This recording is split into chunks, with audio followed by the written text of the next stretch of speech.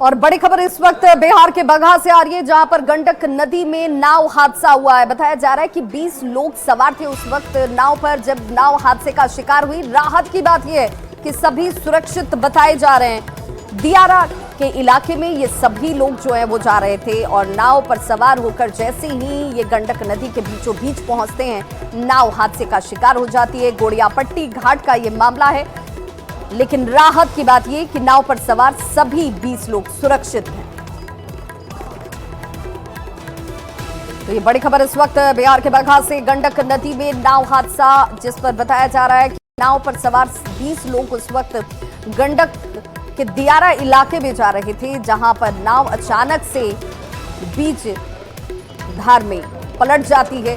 हालांकि सभी तैरकर सुरक्षित बाहर निकल पाए। गोड़ियापट्टी घाट पर गंडक नदी में यह हादसा हुआ, सभी लोग सुरक्षित बाहर निकल चुके हैं। जो जानकारी इस वक्त प्रारंभिक तौर पर सामने आ रही है, 20 लोग उस नाव पर सवार थे।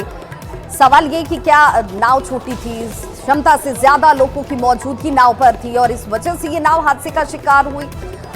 हालांकि फिलहाल सभी 20 लोग जो हैं वो सुरक्षित बाहर आ चुके हैं। गोड़ियापट्टी घाट का ये मामला।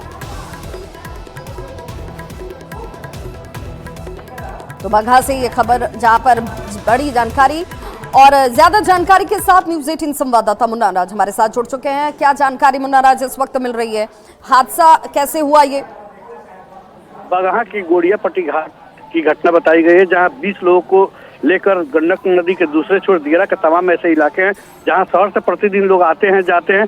इसी बीच कोहरा में जाकर नाव टकरा जाती है और नाव दुर्घटनाग्रस्त होने के बाद 20 लोग को लेकर पानी में जरूर डूब जाती है, लेकिन स्थानीय गोताखोरों ने तत्परता दिखाई है और सभी 20 लोगों को सुरक्षित निकाल लिया गया है। तो फिलहाल किसी के हताहत होने की कोई जानकारी नहीं है, लेकिन जिस तरह से बड़ी लापरवाही सामने आ रही है, तो लगातार नाव हादसे हो रहे हैं, उसके बाद भी जिला प्रशासन इस पे लापरवाही बरत रही है। और जिस तरह से गंडक नदी में मनमानी तरीके से नाव का परिचालन हो रहा है, निश्चित तौर पर एक बड़ा सवाल जरूर खड़ा कर रहा है कि जब मनमानी तरीके से लोग नाव बनाते हैं और नाव के सहारे प्रशासन की कोई निगरानी नहीं है, क्षमता से अधिक लोगों को लेकर नाव जिस तरह से जा रही थी और कोहरा के बीच लगातार कोहरा और देर शाम में भी नाव का परिचालन गंडक नदी में हो रहा है, ऐसा देखने में जरूर मिल रहा है। लेकिन जिस तरह से लगातार हादसा हो रहा है, उसके बाद भी गंडक नदी के जिस तरह तो वक्त रहते सचेत होने की जरूरत है। बहुत बहुत शुक्रिया मुन्ना राज तमाम जानकारी के लिए।